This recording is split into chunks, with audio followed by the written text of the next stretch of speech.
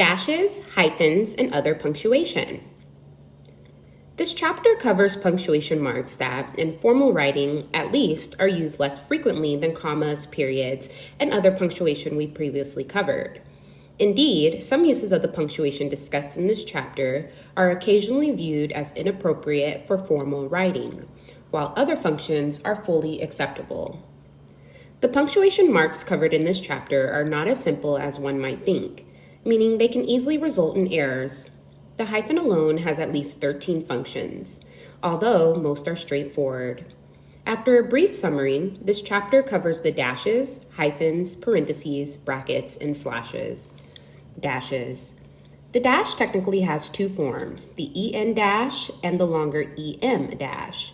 The em dash is the one most people consider a true dash. Our discussion uses dash to refer only to the em dash unless noted otherwise. A dash can clarify or emphasize words in three ways. 1. Replacing a colon to set off ideas. This kind of dash sets off words that are announced by the rest of the sentence. Almost always, the dash and announcements come at the end of a sentence. What comes before this dash must be able to stand alone as a complete sentence. In this way, a dash can take the place of a colon that sets off an idea which readers would expect to see because of what the sentence says before the dash. Because of the wording in the first part of this sentence, we anticipate the writer to tell us the musician's name. I have an autograph of the first female inducted into the Rock and Roll Hall of Fame, Aretha Franklin. 2. Phrases that contain commas. Multiple commas close to one another can be confusing, especially if they do not share the same function. A dash can sometimes assist in clarifying things, though not often because it requires a certain sentence structure. In the confusing example below, the first and fourth comma set off three nouns that form a list. Commas 1 and 4 seem necessary because the list isn't a positive for the noun members. However, the list itself contains two commas, 2 and 3, that separate three nouns. 3 committee members, the chair, co-chair, and treasurer, must leave early. Despite replaced commas that would otherwise surround a group of words that, for whatever reason, must have their own commas. Another option would be parentheses, which are more formal but less emphatic. In any case, commas can be replaced by dashes only when you could use parentheses, as illustrated below. Correct. 3 committee members, the chair, co-chair, and treasurer, must leave early. Correct. 3 committee members, the chair, co-chair, and treasurer, must leave early. 3. Emphasis. Although often considered overused and informal, the emphatic dash can set off ideas a writer wants to stress. Regardless of whether these dashes set off objective information or the writer's opinion, they can emphasize ideas at almost any point in a sentence. If you put your finger in your ear and scratch, it will sound like Pac-Man from the old video game, but don't scratch too hard. Hyphens.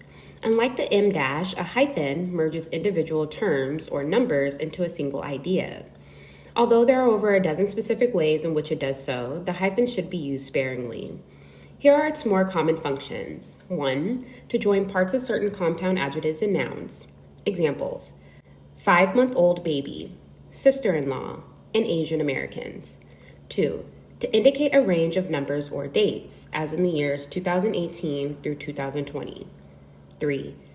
To spell out fractions or numbers from 21 to 99 or fractions, as in 1/3 and 32. 4. To attach certain prefixes and suffixes, as in mid-June, reevaluate, and self-sufficient. Parentheses. The major function of parentheses is to add something that is generally not considered necessary. This so-called parenthetical comment usually clarifies meaning or helps make a sentence more readable by breaking some of it into a smaller portion. In all cases, do not put anything inside parentheses that is grammatically essential to the whole sentence. The 3 major functions of parentheses are as follows. 1. To provide extra ideas. The wording inside parentheses clarifies previous wording in the sentence or, less often, adds something the writer believes is interesting.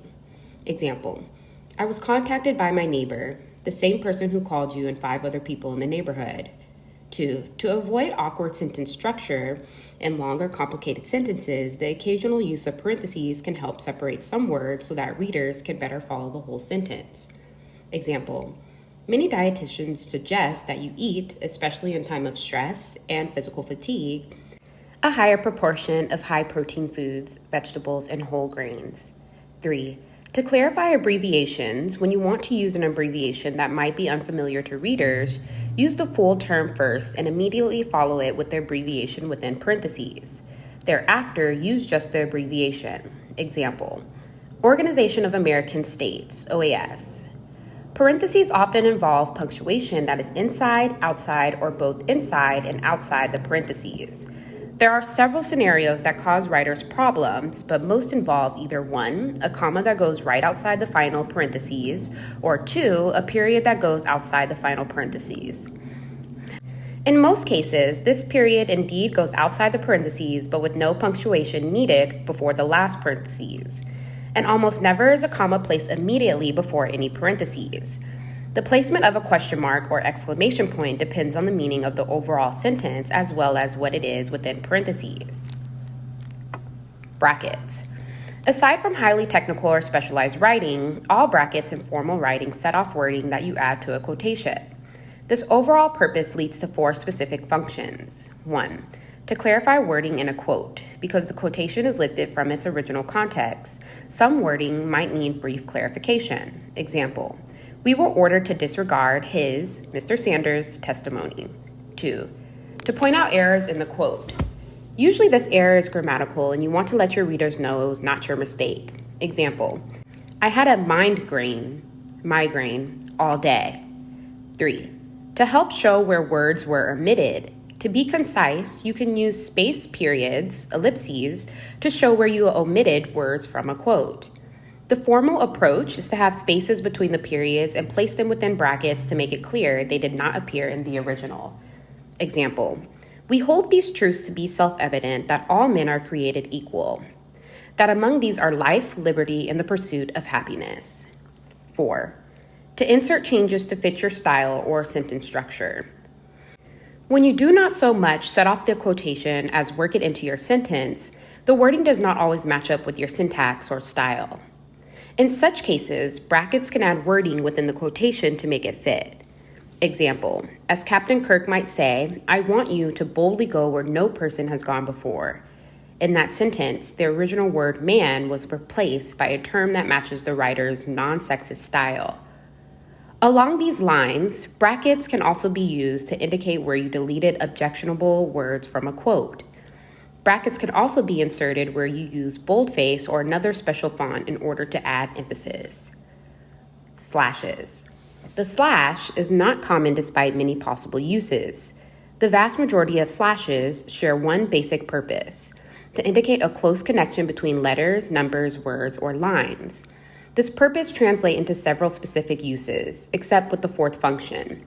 Do not place a space before or after the slash. 1. To stand for or. When used this way, it should never be possible for the slash to be replaced by or, as in he, she, right, wrong, matter. Never use a hyphen as a substitute for the or slash, even though there are times when other types of slashes can be so replaced. 2. To stand for verses. If the meaning is clear because of your context, a slash can indicate an adversarial relationship. Example: The Mariners and Yankees game this weekend will decide who advances in the playoffs. 3. To stand for and. This is the most debatable type of slash, and we suggest avoiding it. It is commonly used to emphasize that something or someone is both X and Y, often more emphatically than using the actual words, both and, or using a hyphen instead. Example: The specimen has highly atypical male-female characteristics. 4. To indicate a line break.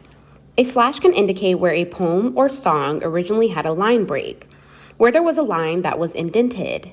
Use the slash only when you are working the lines into your sentence, not when you show the line breaks by indenting them yourself. Example: The poet Gwendolyn Brooks wrote, "And if sun comes, how shall we greet him?" 5. To abbreviate numbers and ratios.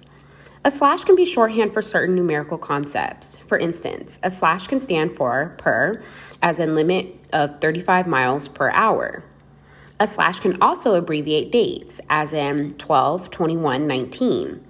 A slash can indicate a time of span, as in 2018-19 season. Or a slash can express fractions such as 1/3. Dashes. Despite its simple appearance, the dash is surprisingly complex and misunderstood. One misconception is that it has dozens of purposes, whether in a text message or a resume. Other misconceptions is that all of these purposes are technically or stylistically wrong. In terms of formal writing, the truth is that there are widely acceptable rules for using a dash, although in only a few types of sentences. While some readers consider the dash overused or informal, it can clarify or emphasize what the writer is attempting to communicate. What's the problem? Dashes entail more than one issue and concern. We focus on 4 matters: defining, typing, spacing, and usage. Defining dash. One problem is accurately defining what we mean by a dash in formal writing. A dash actually has 2 forms, but most words, processing programs, and computer keyboards, digital or physical, make it difficult to produce either type in a single keystroke. Below are the most common definitions of the 2 types of dashes used in the United States. M dash, the long dash, which most people associate with a dash. Its most common function in formal writing is to set off words from the rest of the sentence, but only in certain situations as explained below. Example, in 2003, the Academy Award for Best Original Song was given the first time ever to a rap song, Lose Yourself. N dash, the short dash, which is longer than a hyphen but shorter than the M dash. Used correctly, the N dash usually means through, as in to. It thereby can indicate some sort of range, normally involving numbers or, less often, letters. Example, read page 14 to 31 in your book. Grammar trivia. The long and the short of dash etymology. According to one theory, the M dash gets its name from being about the width of the letter M, while the N dash is so named by being about the size of, you guessed it, another N. Another theory claims the more precise etymology is that the names were taken from typesetter jargon. N and M refers to units of measurement in typesetting, but even this jargon can be traced back to conventional widths of M and N. To complicate matters, there is the hyphen, which many people mistakenly assume is like the M dash. As explained later, the hyphen is usually reserved for separating parts of a word, as in pre-examination, or for joining 2 or more words, as in modern-era politics. In truth, few readers notice or care if a hyphen is used in place of the N dash to separate numbers or letters, as in rows A through F versus rows A through F. At one time, the N dash was available only to professional typesetters, but technically it is now available on most word processing programs, complicating matters for everyday writers. Most writers can use a hyphen in place of the N dash, and we recommend doing so unless you are aiming for publication-worthy material, such as a company brochure or website.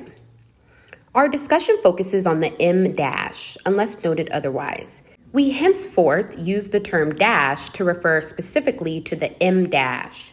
Grammar tip. Use the M dash only to separate parts of a sentence. Do not use this dash to combine 2 or more words, to separate a word into its parts, or to mean through. Finding the dash on a keyboard. Rarely will you find just one key on a keyboard to type a dash, but it is still easy to produce or imitate. Type 2 hyphens, but with no space before, between, or after them. The hyphen is normally found at the top of the keyboard to the right of the 0. Most word processors auto-format or auto-correct a double hyphen into a solid dash. If a solid dash does not appear, the double hyphen is acceptable to most readers unless their writing is meant to appear clearly professional and polished. Example, a published article. Once again, though, never confuse the single hyphen with a dash.